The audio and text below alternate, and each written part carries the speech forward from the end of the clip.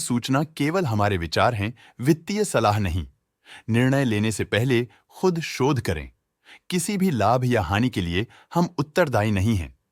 आज हम देख रहे हैं डीसीडब्ल्यू लिमिटेड के 2025-26 Q1 की standalone financial performance. Starting with the sales, पिछले क्वार्टर से सेल्स में -11.5% का डिक्रीज हुआ है, मगर कंपनी ने पिछले साल के मुकाबले मार्जिनल सेल्स डिक्लाइन रिपोर्ट किया, around -5%। Expenses -12.5% quarter on quarter decrease हो गए हैं, जो साल भर के -7% के डिक्लाइन के साथ अलाइन करता है। एक्सपेंसेस में डिक्रीज अच्छा है, लेकिन सेल्स में डिक्रीज निराशा की बात है। ऑपरेटिंग प्रॉफिट, जो पिछले साल के कंपैरिजन में 19% अप हुआ है, quarter on quarter around -4% decrease हुआ है। Operating profit margin OPM annual basis पे 2% से इंक्रीज हुआ है और पिछले क्वार्टर के कंपैरिजन में 1% से इंक्रीज हुआ है। एक्सेप्शनल आइटम्स को ऐड करके अदर इनकम पिछले क्वार्टर के कंपैरिजन में -32% गिर गई, बावजूद इसकी ईयरली डिक्लाइन -37% हुई है। इंटरेस्ट एक्सपेंसेस पिछले क्वार्टर से -4.5% डाउन हुआ, लेकिन ईयर ओवर ईयर डिक्रीज -10.5% हुआ है। डिप्रिशिएशन कॉस्ट में क्वार्टरली -1% का डिक्लाइन देखने को मिला और ईयरली बेसिस पे 2% का इंक्रीज देखा गया। प्रॉफिट बिफोर टैक्स एनुअली 74% बढ़ा, लेकिन प्रोसीडिंग क्वार्टर से -15% डिक्रीज हुआ है। इस साल कंपनी ने 33.5% टैक्स पे किया और क्वार्टरली कंपनी ने 35.5% टैक्स पे किया है। नेट प्रॉफिट ने ईयर ऑन ईयर 69% का इंक्रीज दिखाया, लेकिन लास्ट क्वार्टर से 0% का इंक्रीज हुआ है। इस क्वार्टर में कंपनी का परफॉर्मेंस ठीक रहा, ऑपरेशनल एफिशिएंसी में कुछ सुधार हुआ है। वहीं अगर एनुअल एनालिसिस की बात करें तो इस साल कंपनी का परफॉर्मेंस काफी अच्छा था। अर्निंग्स पर शेयर EPS में साल भर में 0% का इंक्रीज देखा गया, लेकिन क्वार्टरली में 0% की बढ़ोतरी भी नजर आई। डीसीडब्ल्यू लिमिटेड के फाइनेंशियल स्नैपशॉट को रिव्यू करते हुए कुछ मुख्य ट्रेंड्स सामने आए हैं जो कंपनी की परफॉर्मेंस पे रोशनी डालते हैं। जून 2022 से जून 2025 तक डीसीडब्ल्यू लिमिटेड की फाइनेंशियल जर्नी में सबसे पहले बात करते हैं सेल्स की।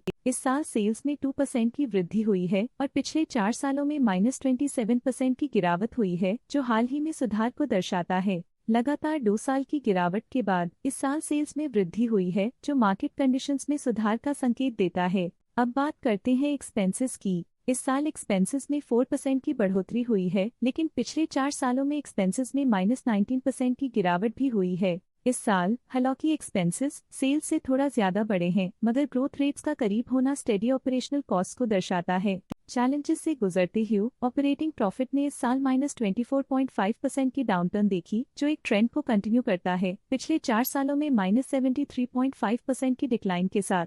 पिछले 3 साल से ऑपरेटिंग प्रॉफिट गिरता जा रहा है, जो जरूरी स्ट्रेटेजिक एडजस्टमेंट्स की इंपॉर्टेंस को दिखाता है। इस साल नेट प्रॉफिट में लगभग 2 गुना की वृद्धि के साथ पिछले 4 सालों में -77% की गिरावट हुई है। लगातार 2 सालों तक प्रॉफिट में कमी के बाद इस साल नेट प्रॉफिट में हुए इजाफ ने एक टर्नअराउंड का संकेत दिया है, जो स्ट्रेटेजिक रीअलाइनमेंट्स का असर हो सकता है। इस साल EPS में 90.5% की वृद्धि हुई, हालांकि पिछले 4 सालों में -85% की गिरावट देखी गई है। लगातार 2 साल की गिरावट के बाद इस साल EPS में वृद्धि प्रॉफिटेबिलिटी में रिकवरी के शुरुआती साइंस देती है। चलिए अब बात करते हैं शेयर होल्डिंग पैटर्न की। डीसीडब्ल्यू की शेयर होल्डिंग रिपोर्ट्स कुछ इस प्रकार की हैं, जो अननोन 2025 के तक चलता है। ये रिपोर्ट कंपनी के शेयर्स की डिटेल्ड जानकारी देता है, जिसमें promoters, promoter groups, foreign investors, public investors और सरकारी एंटिटीज शामिल हैं। प्रमोटर्स शेयर होल्डिंग 2025 के में 44.87% से 2025 के में 44.81% तक डिक्रीज हो गया।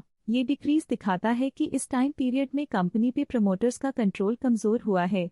पब्लिक द्वारा हेल्ड शेयर्स का परसेंटेज 44.3% से इंक्रीज होकर 2025 के में 45.12% तक का इंक्रीज से देखा गया। ये चेंजेस स्टेट है कि पब्लिक की इन्वेस्टमेंट कंपनी में क्वार्टर टू क्वार्टर इंक्रीज हुई है। जब कंपनी के शेयर्स का मैक्सिमम हिस्सा पब्लिक के पास होता है, तब ये माना जाता है कि कंपनी कमजोर हाथों में है, जो बाजार की अस्थिरता और स्पेक्युलेटिव ट्रेडिंग को इंडिकेट करता है। फॉरेन इंस्टीट्यूशनल इन्वेस्टर्स की शेयर होल्डिंग में थोड़ा डिक्रीज आया 2025 के से 2025 के में, जो दिखाता है कि फॉरेन इंस्टीट्यूशंस ने अपने स्टेक को क्वार्टर टू क्वार्टर -0.76 से डिक्रीज किया है, जिसे पता चलता है कि उन्होंने अपनी इन्वेस्टमेंट्स को पुल बैक किया है।